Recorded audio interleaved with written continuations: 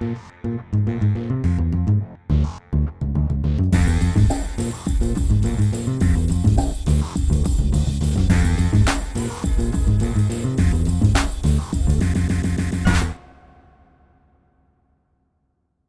took this team to different places against teams because, for me, it's this whole preparation period before the Algarve was really about expanding our comfort level. And sometimes you have to be uncomfortable to expand that comfort level. For the most part, we're growing. We're growing at a good pace, and we're going to continue to grow. You have to start somewhere, and we're beyond starting.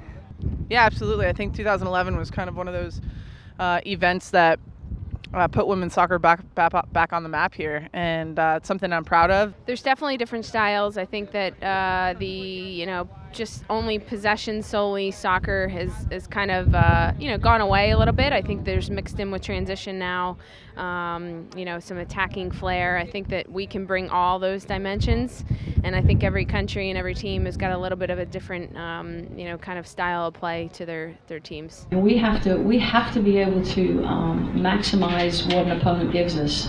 You play against England and they're in their own half for 90% of the game.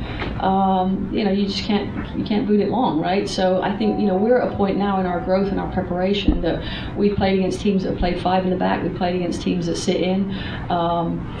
It's interesting because I think I thought we worked the flanks pretty well. I mean, that's something we've always, especially when a team sits in, you've got to try and find the width and move the ball laterally. Every country has their own specific style based on their kind of personnel, right? So Marta's system and Brazil's system is different because Marta's a different player than I am or than Alex Morgan is. So based on every team's personnel, we'll determine the coaching staff's way that their team is going to play specifically. I think when coaches and teammates still believe in you, maybe when you're not playing at your best, then I think it gives you a different motivation and pushing and inspiration for you to want to get where you want to be. And I'm very thankful to have them and be able to ask so many questions and them answer all of them, especially being a younger player.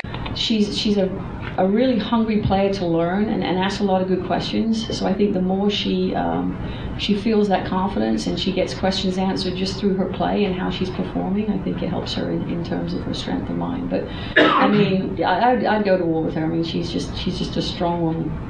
Sid is a very emotional, intense player, but she has a kind of a calmness in what she's doing, even in her finishing and drills. I think there's a very good focus, and we're certainly going to need her. And getting her some playing time in the last game was important to me, as it will be in this one. We've been training a lot on turf and wet turf, and so just how fast can we play is something that we're really trying to do.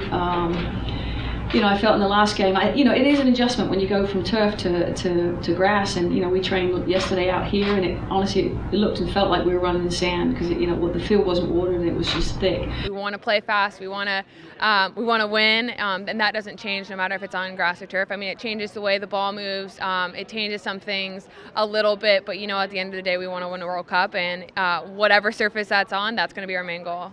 I think one of the big things, myself and my staff have. It is holding them to a high standard. They hold themselves to an incredibly high standard, but it's also having this accountability piece of being okay to say, hey, this is not good enough, or we can be better here, and because they're elite athletes, but they want to continue to. That's the great thing about elite players is they're always looking beyond the next hill and to what's ahead of them. So I think that's a natural part of our environment. Everything has to come into place at the right time. Your mentality, the coach, the technical part of the game, the mental part of the game. So there's so many different variables that have to come together at the right time in the right place.